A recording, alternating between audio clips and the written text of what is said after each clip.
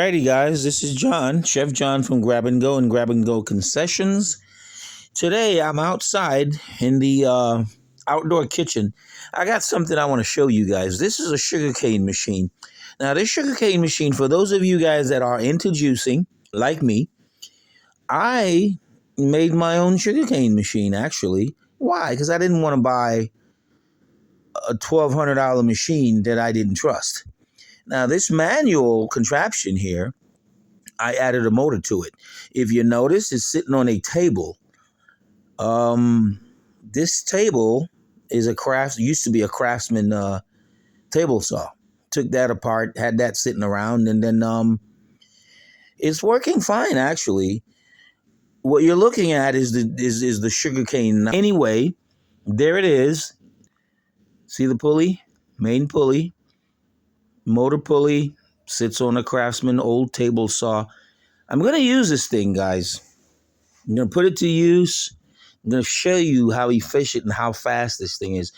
I can guarantee you, if you make one of these, it'll be probably 4 times as fast as the regular types of sugarcane squeezers and stuff. And alrighty, guys, this is John, Chef John from Grab and Go and Grab and Go Concessions. Today, I'm outside in the outdoor kitchen. I got something I want to show you guys. This is a sugarcane machine. Now, this sugarcane machine, for those of you guys that are into juicing, like me, I made my own sugarcane machine, actually. Why? Because I didn't want to buy a $1,200 machine that I didn't trust. Now, this manual contraption here, I added a motor to it. If you notice, it's sitting on a table. This table is used to be a Craftsman table saw. Took that apart, had that sitting around, and then it's working fine, actually. What you're looking at is the sugarcane knife. What you do is you stick the sugarcane in there, you pull it back and forth, and then there it is. You're looking at right on top there, that's a foot pedal.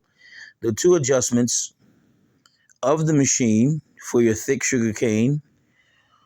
Look at the table. There it is. 4 legs.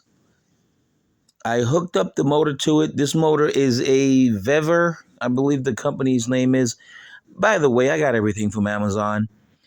1.5 horse motor with a V-belt.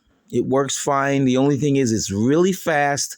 So if you decide to make one of these things, guys, you got to make sure you add safety to it. I'm the only person using this, so I didn't actually add a cage to it. You see the bolts on the bottom. I bolted it. The motor does have adjustments. You can actually move it back and forth. I don't have a tensioner on there. I just pretty much rolled the belt on the pulleys. And if you decide to make one, yes, you got to add safety to it. Anyway, you're looking at a bore. You see that bore? There's 3 rollers back there.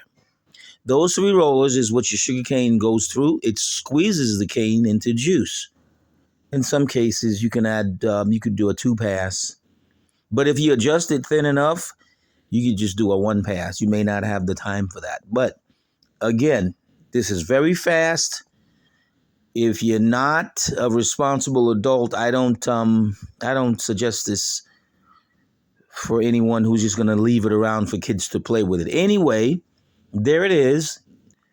See the pulley? Main pulley. Motor pulley. Sits on a Craftsman old table saw. I'm going to use this thing, guys. I'm going to put it to use. I'm going to show you how efficient and how fast this thing is.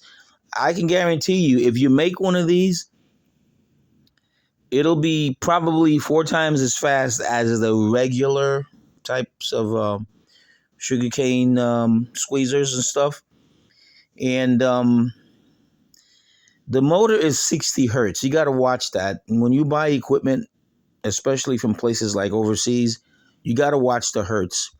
A lot of those countries that build these machines, they're 50 hertz. So you got to watch out for that. But anyway, there it is. The juice comes out of here. It falls into... Ready? Go.